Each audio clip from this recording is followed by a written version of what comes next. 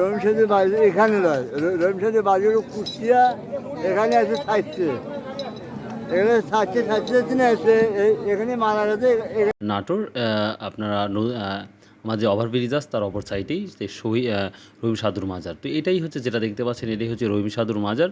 তো পায়ে জুতা ছিল, তার জন্য আমি ভিতরে প্রবেশ করতে পারলাম না, সো আন্তরিকভাবে দুঃখিত। তো চেষ্টা করব কোনো একদিন এই রহিম সাধুর মাজার সম্পর্কে সুন্দরভাবে আরও একটি ভালো ভিডিও তৈরি করতে। তো যাই হোক, অনেক আসসালামু আলাইকুম ভিউয়ার্স। যে ভদ্রলোকে দেখতে পাচ্ছেন, আমি তাকে জিজ্ঞাসা করছি, একটা মিনিট জিজ্ঞাসা করব যে রহিম সাধু সম্পর্কে যদি দুই থেকে 3 মিনিট যদি কথা বলতে পারে, আর তার সম্পর্কে আমি কিছু জানি না, তো আমি খুব জানার চেষ্টা করতেছি। দেখি দি। আসসালামু আলাইকুম। রহিম সাধু সম্পর্কে কি জানেন আপনি? আমি জানি, শুনছিলাম জি। রহিমসাদের বাড়ি এখানে নয়, রহিমসাদের বাড়ি হলো কুষ্টিয়া, এখানে আছে থাকছে, এখানে থাকছে থাকতে না এসে এখানে মারা গেছে, এখানে মাটি দিচ্ছে। ও আচ্ছা, রহিম সাধু তার মানে আপনি জানেন যে কুষ্টিয়া আসলে মূল তার বাড়ি, বাট এখানে আসছিল, এখানে কেন আসছিল? এই এখানে কেন আসছিল রহিম সাধু? কেন আসছিল? তার কি সাগরের তৈরি করার জন্য আসছিল? তার বালু লাগছে যে এ না আসছিল, তার বালু লাগছে যে এ না আসছিল। আর এখানে মারা গিয়েছে, যার জন্য এখানেই তাকে সমাহিত করা হয়েছে না? আচ্ছা, যতটুকু দিয়েছেন তাতেই ধন্যবাদ। Thank you, thank you. তো তার সাথে কথা বলে আমি চেষ্টা করলাম যে আরও ভালো কিছু তথ্য পাওয়া যায় কি না, তার জন্য আমি মানুষ ফাইন্ড আউট খুঁজছি। তো যাই হোক, রহিম সাধুর মাজার যেটা পোস্ট করতে পারছি না, তো আমার মতন আরও ইউটিউবার আসছে এখানে, এসে বিভিন্ন মানুষের সাথে সাক্ষাৎ নিচ্ছে বা এই রহিম সাধুর মাজার সম্পর্কে। প্রায় 29 বছর হয়ে গেছে তার মারা যাওয়া, যেটা শুনলাম বা আপনারা যেটা শুনেছেন, প্রায় 29 বছর। তো আশা করা যায় যে আরও তথ্য দেওয়ার চেষ্টা করব।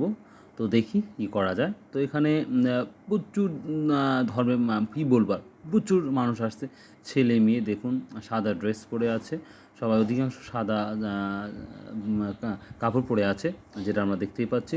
তো কাকে জিজ্ঞেস করব সেটাই আমি খুব চিন্তা করছি। তো তারপর দেখি এক ভদ্রলোককে দেখলাম, তো দেখি কথা বলে দেখি, এই যে সাদা ভদ্রলোক সামনে যে বসে আছে, তার সাথে কথা বলার চেষ্টা করব আমি। তো দেখা যাক কি বলা যায়, দেখি আমরা তিনি কি কতটুকু জানেন এই রহিম সাধুর মাজার সম্পর্কে বা রহিম সাধুর বাসাটা হলো, মূল বাসা কোথায়? রাজশাহী জেলা দুর্গাপুর উপজেলা, রাজশাহী জেলা দুর্গাপুর উপজেলা, আলিয়াবাদ গ্রাম, Badra. Oh thank you, thank you. Aliabad গ্রাম। আর কি জানেন এখানে? ওখান থেকে এই রহিম সাধু কিভাবে আসলে এখানে? আমি বলতে চাচ্ছি, আপনি যতটুকু জানেন যদি একটু বলতে যাবেন, একটা তথ্য দিলেন, খুব ভালো লাগলো। এখানে আসলে পারিবারিকভাবে একটু সমস্যা ছিল, রাগ করে আসলে উনি আসছিলেন এদিকে। জি জি জি। আর ওয়াইফ মারা যাওয়ার পরে চলে আসেন এদিকে। তারপর এখানে মারা যায় আর এখানে সমাহিত করা হয়। হ্যাঁ, এখানে থাকে, দীর্ঘদিন এখানে ছিল।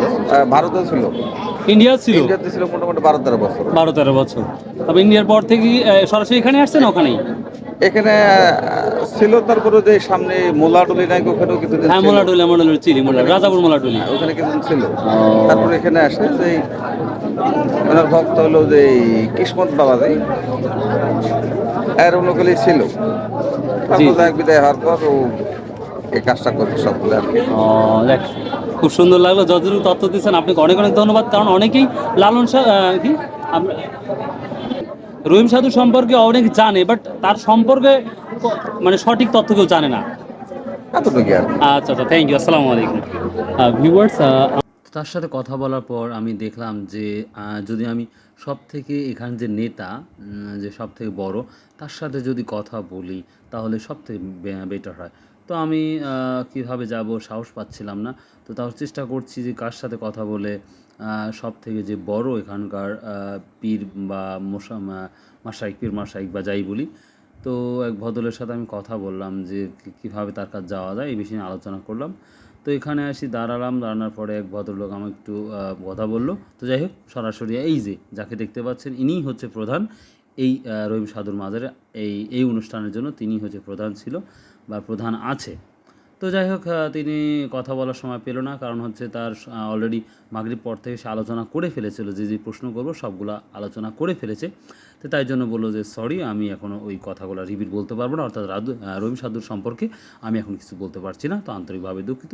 তো তারপরে আমি তাকে রেসপেক্ট করে সম্মান করে আমি উঠে চলে আসলাম। তো এই ছিল আজকের রহিম সাধুর মাজার সম্পর্কে বা রহিম সাধু সম্পর্কে কিছুটা আলোচনা। সো আই হোপ ভালো লাগবে।